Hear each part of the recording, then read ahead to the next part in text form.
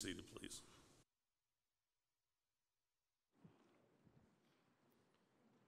Good evening.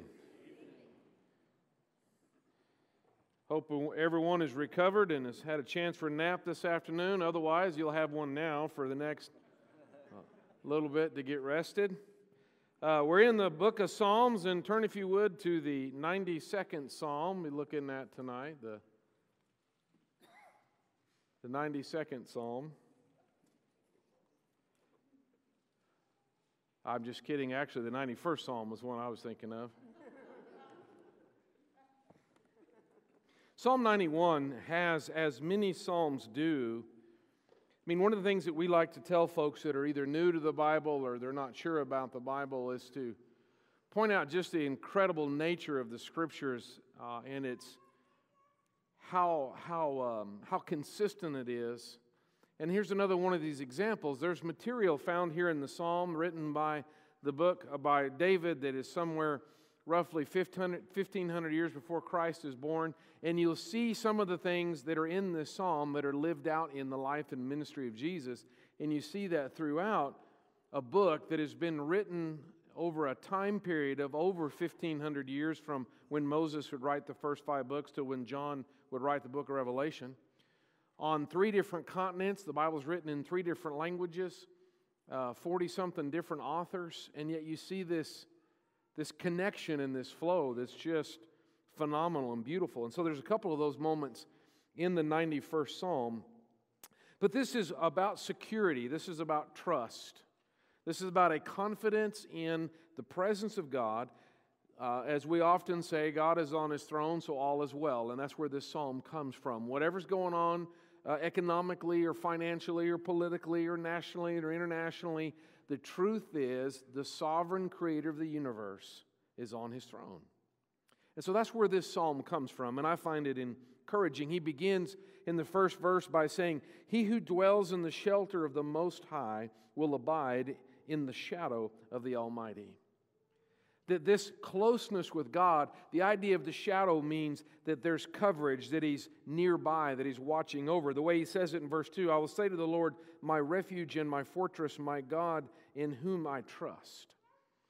And so He says, if you're desiring to live close to God, then His shadow, His nearness, His presence is overshadowing you, and therefore He is our refuge, our fortress, our strength.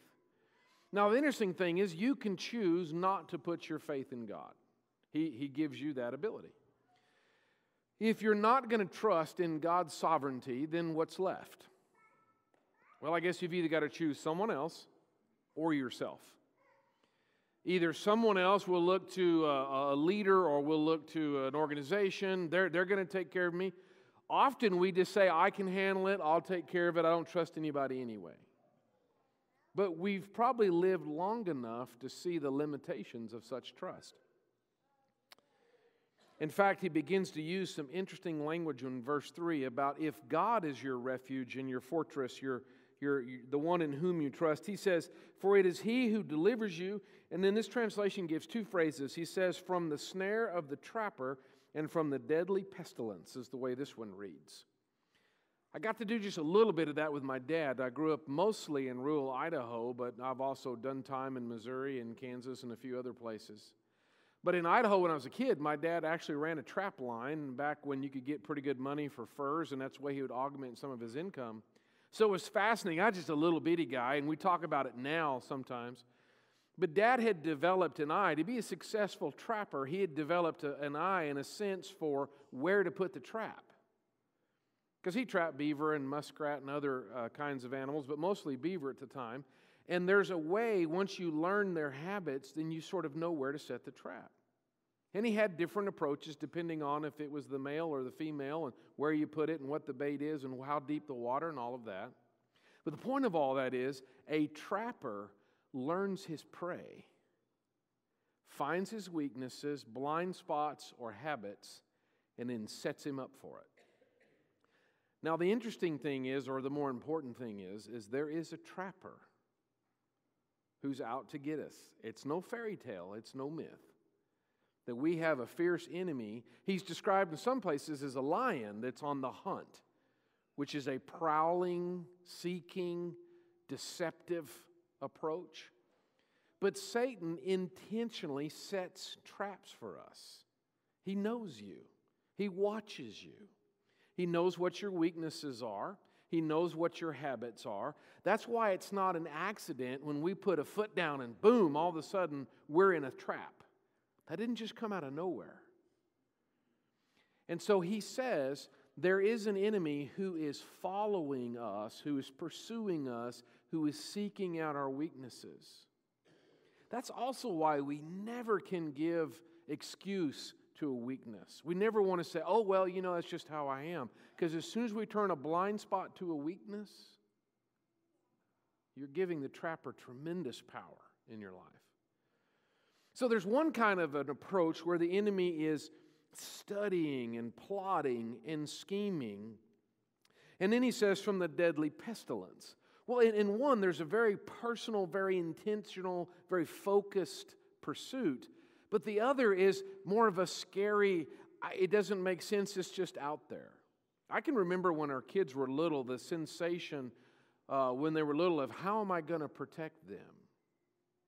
And now some things, obviously, I need to protect them. We put outlet covers in the outlets, and we made sure they weren't, juggling too many kitchen knives at one time. Those sort of things. Obviously, you can make, but then I remember when it dawned on me, what if they have a serious illness?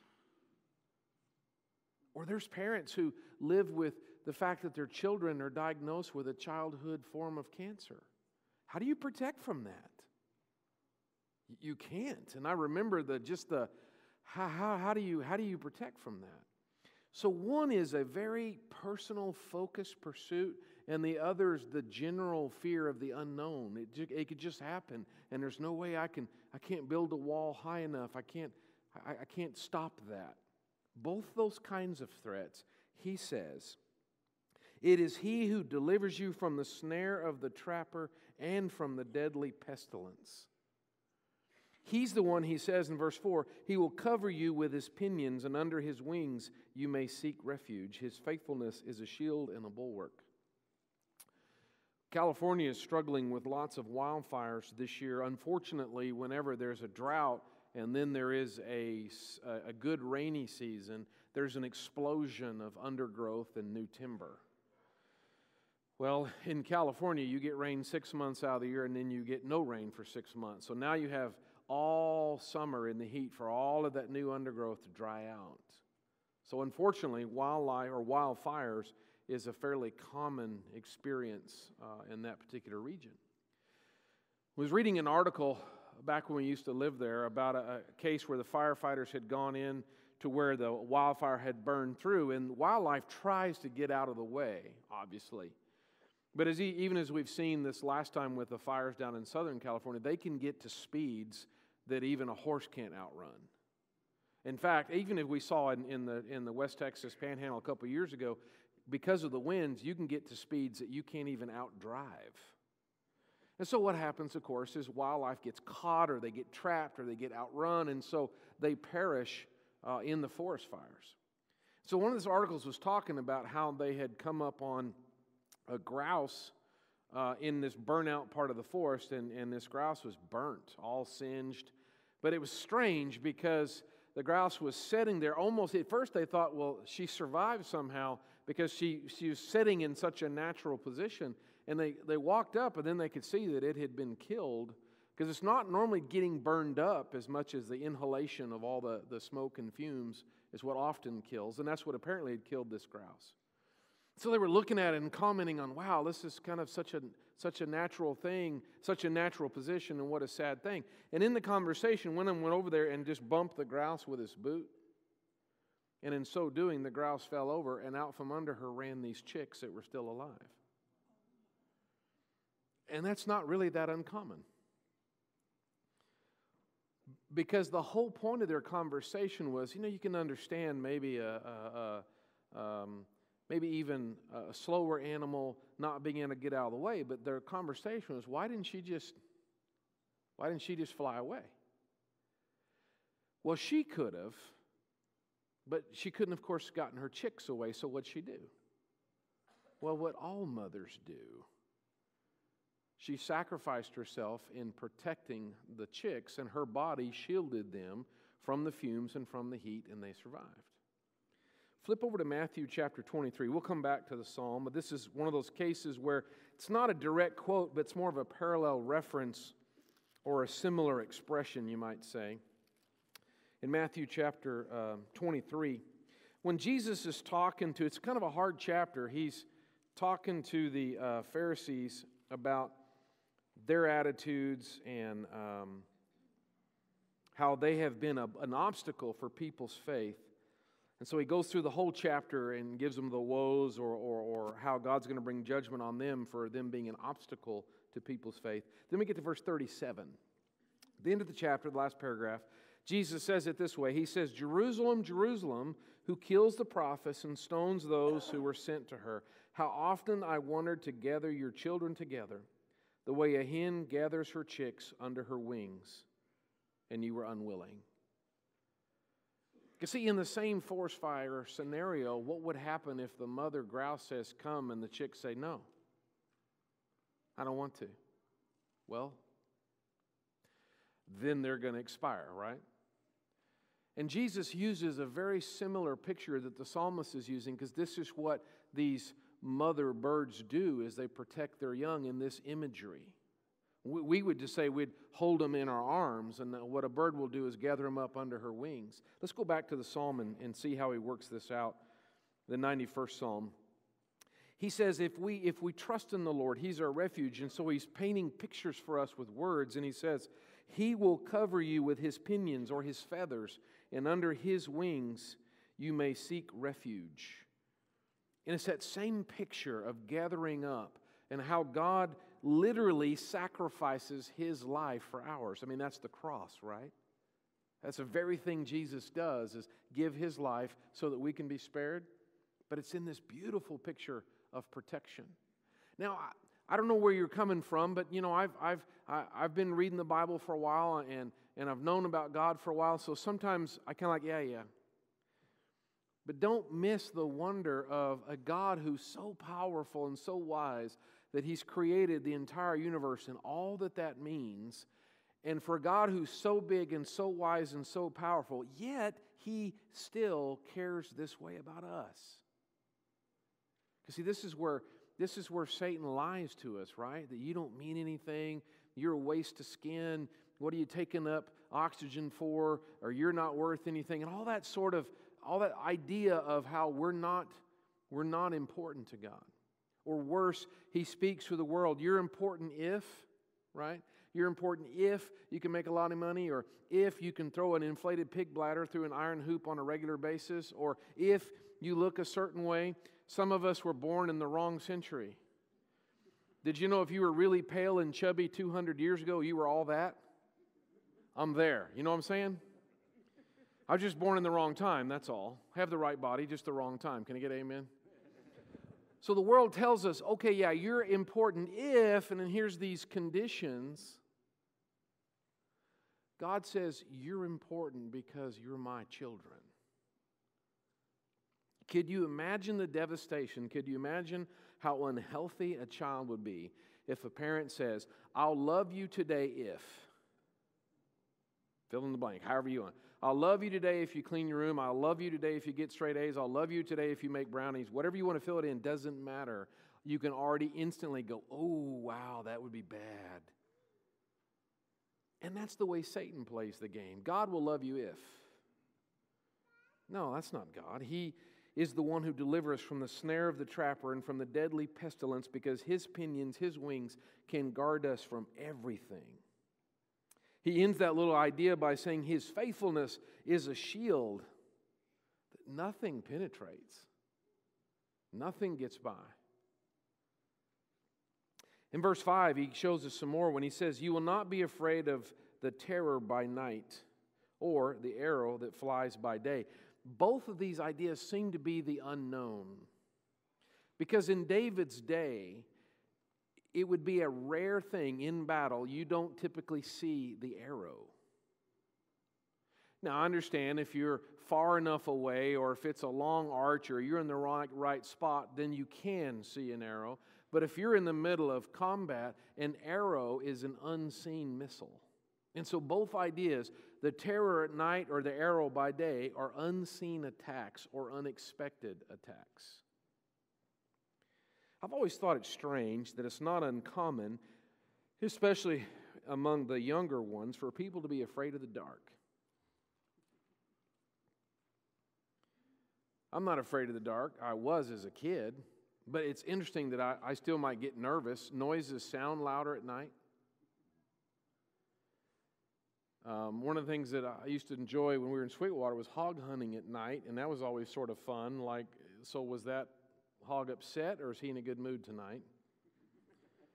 Because when you're in the dark, because we are creatures that rely primarily on our sight, when we're in the dark, we are out of our element. We don't perceive very well. We don't understand our environment very well in the dark. So this is, I think, what makes us nervous or brings fear. He goes on to say in verse 6, of the pestilence that stalks in the darkness. There's that unseen. You can't see a disease. You can't see a virus or a bacteria or whatever it is. Or of the destruction that lays waste at noon. These are unseen enemies. Sicknesses or illnesses can't visually be seen. Oh, you can see their effect, but you didn't see it coming. It wasn't like a green cloud advanced and you could see it and you could run away from it or not. It just, all of a sudden, you're sick. We had a phenomenal Thanksgiving. I think 20 of our family gathered in my parents' home, and out of 20, 16 got sick in the next week. In-laws, you know what I mean? In-laws brought a wonderful, some brought a really yucky sort of head cold, and another brought a stomach bug. And the cool thing is they combined, and that was phenomenal. Didn't see that coming. I probably would have made different choices if I'd have seen that coming. All of this is the idea of how are you going to protect from what you can't see? And that's the thing about life, though, right? Because I don't know what's coming tomorrow. I don't know what's going to be. So how do I have security when there's so much unknown? There's so much that is unseen. That's why God is our security, because He sees all that. He knows all that. He talks about in verse 7, even if people are falling, even in the tens of thousands, or falling to the left and falling to the right, if you have protection in God, you're going to be okay. Verse 8, if you only look with your eyes and see the recompense of the wicked, for you have made the Lord my shepherd, even the Most High, your dwelling place. So he says, no evil will befall you, nor will any plague come near your tent. And then here's a passage that might sound familiar. He says, for he will give his angels charge concerning you, and to guard you in all your ways. They will bear you up on their hands, that you do not strike your foot against a stone. You will tread upon the lion and the cobra, the young lion and the serpent. You'll trample down. One of the things that I did when we moved back to Texas was bought a pair of snake boots. We went to the rattlesnake roundup in Sweetwater. We tried our, you always have to try a piece of fried snake because that's what you do. And it tastes like chicken. If you're eating their feet or something, maybe. And of course they had, there's vendors for every imaginable possible thing you've ever seen.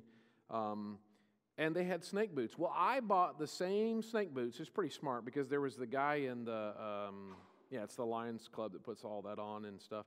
Well, there's a guy in the snake pit. And he's wading around snakes, and because they're weighing him and carrying on, and he's doing demonstrations and whatnot. And he is wading in a tank that's, 30, 40 feet across. That's like 2 feet deep in rattlesnakes. I mean, you could buy rattlesnake teeth. You could buy shrunken rattlesnake heads for earrings. I mean, isn't that, hey, it's Christmas, guys, if you hadn't gotten your bride a gift. I'm telling you, they have the rattlesnake, the rattles too for earrings. And the cool thing is if you get your wife those, you could tell when she's mad, right? Because it'd be buzzing.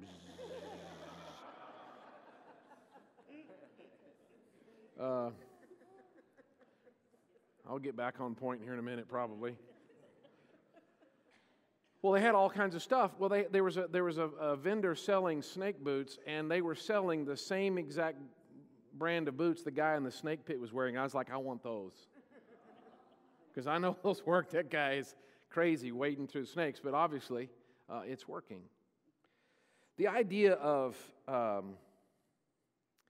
you could step on. So I guess what I'm saying is, you read verse 13. If you can tread on the lion, the cobra, and the serpent. So there's no reason to buy snake boots. We ought to just be walking on snakes and just like, because that means what David says is nothing bad will ever happen to you. Is that what he's saying? No. And see, what's interesting is in Matthew chapter 4, when Satan is tempting Jesus, the second temptation is to jump down from the temple, and then he quotes this passage, verse 11 and 12, because after all, won't the angels catch you? And Jesus' response helps me understand even better what David's talking about when David says, or when Jesus says, it's also written, you shall not test the Lord your God. Because when God says, I'm going to protect you and I'm going to be with you, don't dare him. Or as I like to say, don't play chicken with God. Because it's one thing to have security and confidence that God is with us no matter what, versus, hey God, I bet you can't save me from this, and then jump off a building. He's probably going to let you hit the ground. So what David's doing is painting pictures, because the struggles in life, he himself, as you know, had to endure various struggles as well. Some were self-caused, not all were. So he's not talking about God puts bubble wrap around us so that nothing ever touches us. He says nothing will destroy us. And there's a difference. Later, the way Paul says it is, God will not let us be tempted beyond what we're able to bear. Doesn't mean we're not going to be tempted. It just means he won't let us be overwhelmed or overcome. And so this is a psalm about security and about protection and the imagery, just like the Lord's pinions or feathers or his wings. Here he says that you'll be able to go in dangerous places. We forget, besides just the obvious, this world is not a safe place. Because at some point, does that mean you live, do you put your credit card number on Facebook and then get shocked if you have identity fraud? No, of course you wouldn't do that. So again, we're not going to test God like, I'll bet you can't save me from this. But on the other hand, we're not going to live in fear, because we cannot keep every possible negative thing from happening. And what's even more complicated, what if one of those negative things is a part of what God wants to happen for some other purpose? See, I don't have enough altitude to be able to tell why this is happening and this isn't happening. I'm kind of right down here in the weeds. I'm just trying to get through.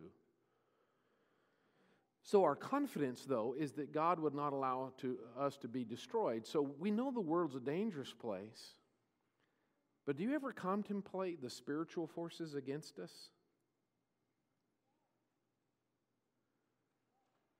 Could you imagine if God said, here's a pair of sunglasses, I want you to put them on, and they will reveal to you the spiritual realm? What would you see?